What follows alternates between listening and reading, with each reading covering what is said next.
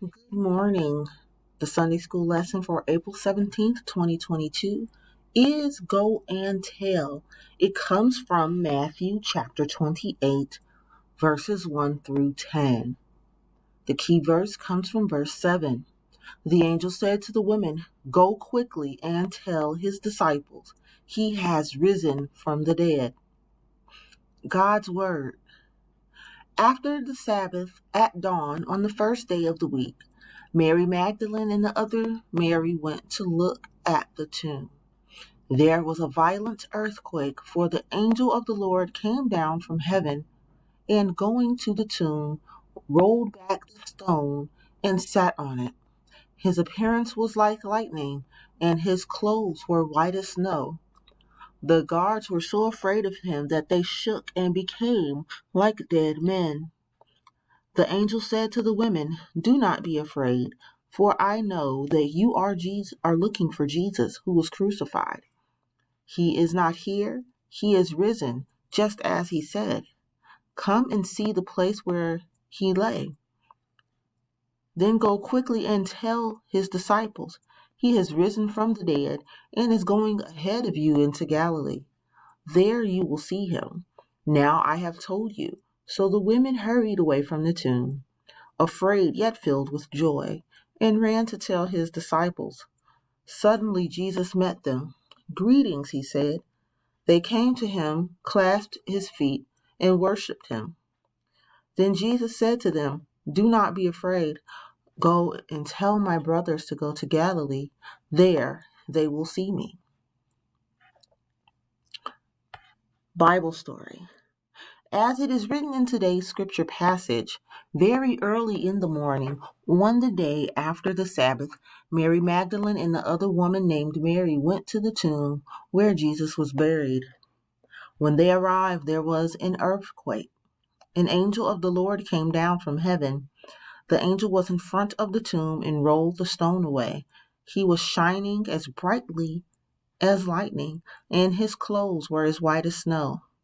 The soldiers were guarding the tomb, but when they saw the angel, they became so afraid that they fainted. The angel spoke to the women who came to the tomb. Don't be afraid, he said. I know that you are looking for Jesus, the one who was crucified on the cross. But he is not here. He has risen from death, just like he said he would. Come and see the place where his body was. Go and tell his followers what happened. Tell them that Jesus has risen from the dead. The women then left the tomb quickly. They were afraid, but they were also very happy.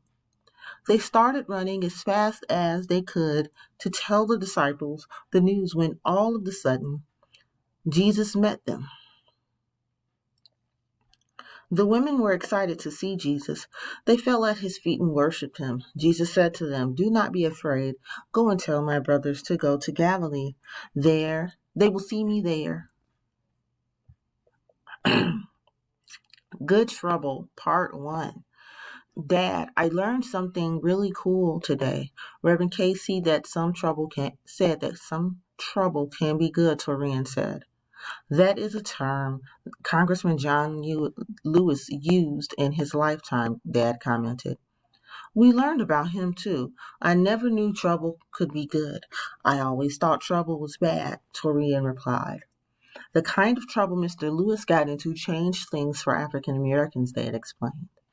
Reverend Casey told us that not everyone liked the changes he wanted to be made, Torian responded. That's true, Dad noted. He was beaten up pretty badly because people wanted things to stay the same. Torian then said, When we were leaving, Reverend Casey asked us to think about this question. How did Jesus get into good trouble? Exploring the story with Nicholas and Cornelius. Hello, friends. Nicholas and Cornelius here. In Christian churches all over the world, the resurrection of Jesus Christ is being celebrated today.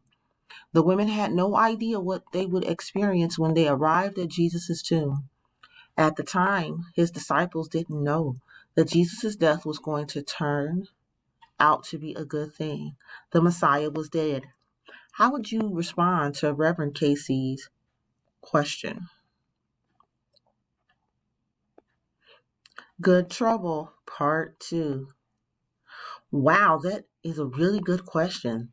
What were some of the responses that inquired? Someone said that Jesus got into trouble for healing sick people, Torian said. That's true. Most of the religious leaders didn't agree with Jesus, Dad replied. I said that Jesus got into good trouble when he was arrested, Torian commented.